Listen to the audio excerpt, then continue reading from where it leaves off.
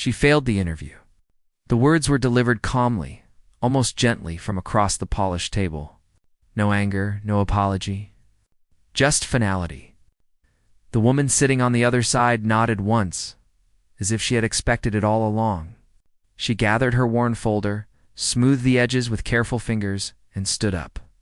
Her posture was straight. Her face was calm, and yet something about her quiet exit unsettled the room. Her name was Naomi Carter. The boardroom was high above the city, glass walls revealing a skyline built by people who rarely noticed who cleaned their offices or served their coffee. The air smelled of leather chairs and fresh polish. Executives avoided eye contact as Naomi turned toward the door. Some felt relief. Some felt nothing. One man sitting at the head of the table felt something sharp twist in his chest, though he did not yet know why. That man was Lucas Hale, founder and CEO of a global company worth billions. Naomi had come dressed simply, not poorly, but plainly. A neat blouse, a modest skirt, shoes that had been repaired more than once. She had answered every question clearly, honestly, without trying to impress. And yet the panel had already decided. Her background did not match the room. Her resume raised too many questions. Her silence was mistaken for weakness. When Naomi reached the door, one interviewer cleared his throat and added a final note about standards and fit. Naomi paused, turned, and thanked them for their time. Her voice carried no bitterness, only dignity.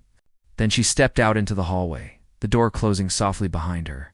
The room exhaled. Lucas stared at the closed door longer than he should have. Something about the way she left felt wrong. Not angry, not broken, just complete. As if the interview had been something she offered, not something she needed. He shook off the thought, refocusing on charts and projections. But the feeling stayed. Naomi walked down the long corridor past framed awards and company slogans. She did not slow. She did not rush. Her footsteps echoed lightly, steady and sure. People passed her without noticing. To them, she was just another staff member heading back to work. They were not entirely wrong. Naomi's story had never fit neatly into forms. She grew up watching her mother clean homes that were not theirs. She learned early how to move quietly, how to listen, how to be useful without being seen. School came second to survival. Dreams came last. When her mother fell ill, Naomi left school to work full-time, taking any job that paid honestly. Offices at night, hotels at dawn, mansions that smelled of luxury and loneliness. She learned more than people realized. While cleaning conference rooms, she listened to conversations about strategy and growth.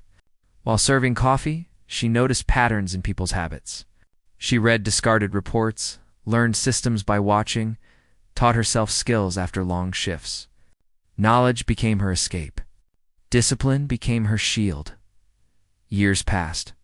Naomi became the woman everyone depended on but rarely noticed. The one who fixed small problems before they grew. The one who remembered details others forgot.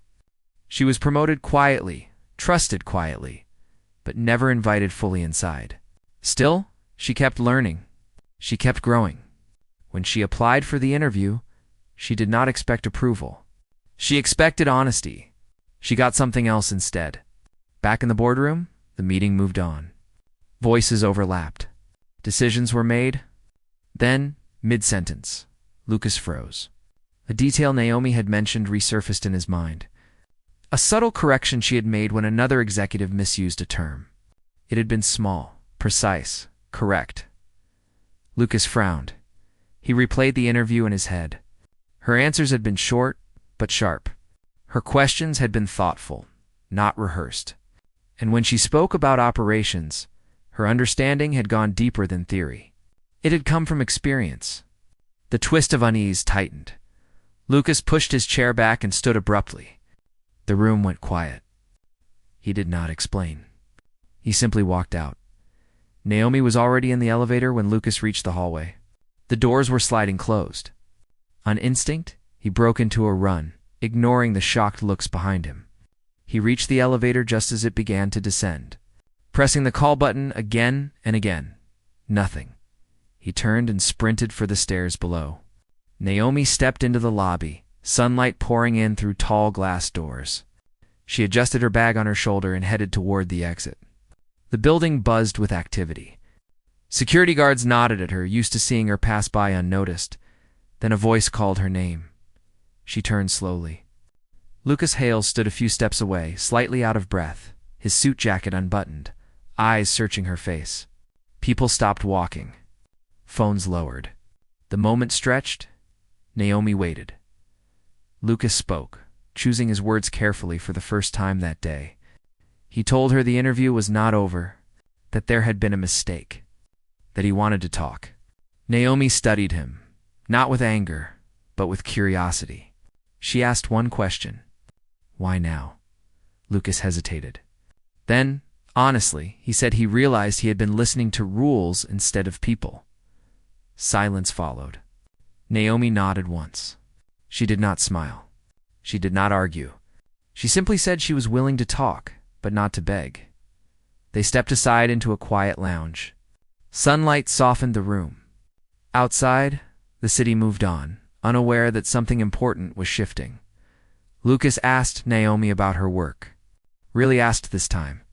She spoke about systems breaking down because no one listened to those who ran them quietly.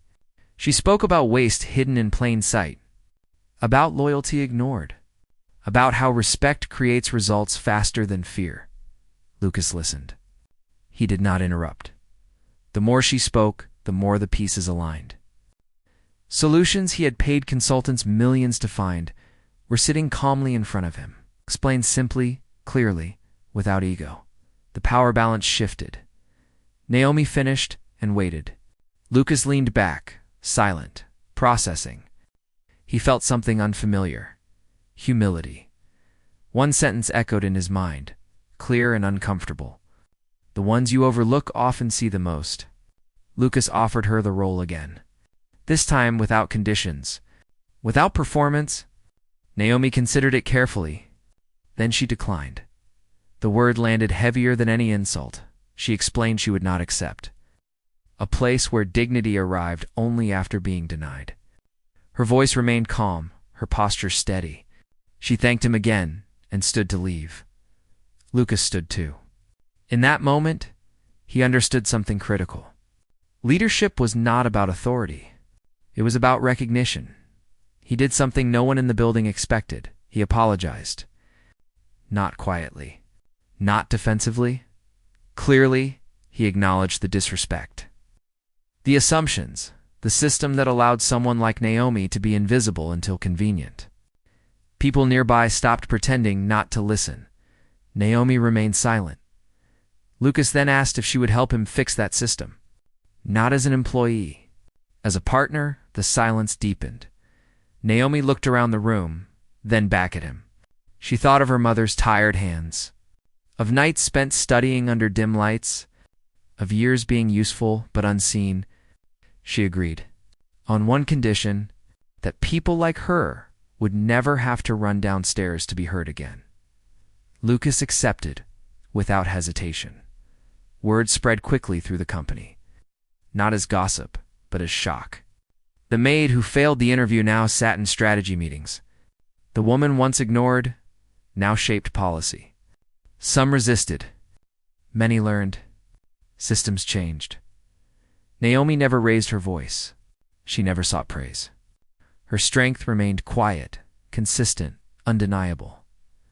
Months later, Lucas stood in front of the company, sharing the story publicly. He spoke of the cost of arrogance, of the danger of listening only upward, of the day he learned that dignity walks away before it fights.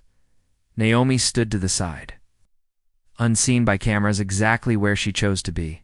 One line stayed with everyone who heard it. Respect delayed is respect denied. Another followed, softer but lasting. Power should run toward truth, not away from it. The climactic moment was not a promotion or applause. It was a shift. People began listening differently, looking differently, valuing those they once passed by. Naomi still walked the halls quietly, but now, when she did, people noticed. not because she demanded it, because she had earned it long before. In a world obsessed with noise, her silence had been her strength. And when the billionaire finally ran after her, it was not to save her future, it was to save his own. If this story moved you, comment where you're watching from and what stood out most. Subscribe for more stories that honor quiet courage, unseen brilliance, and the moments that change everything when respect finally arrives.